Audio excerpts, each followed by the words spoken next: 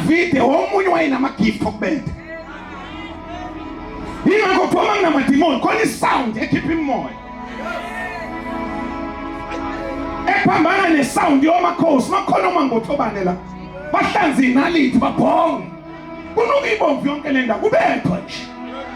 Yingakho uDavide uma uSawule ehlaselwa umoya ongcolileyo kuthiwa landana umfana kaJese sebebethe bonke, kodwa umoya ongcolile lokhu uhleli kuSawule. Kwathiwa landana umfana kaJese, kuthiwa akasondelanga yena enkosini, wama laphaya waseyabetha ugubhe bethe kwaphuma amandla. Ngesikhathi ebethe kwaphuma amandla, kwaphuma imicibisholo, yahlaba umoya ongcolileyo. Yezwakala inkosi ithi mtsheleni umfana yeke sengi-right, sengikhululekile.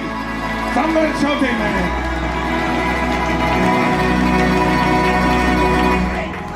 That is why uDavid eloba le ncwadi ethi-ke ngakho-ke akabongwe uJehova idwala lami, ufundisa izandla zami ukulwa neminwe yami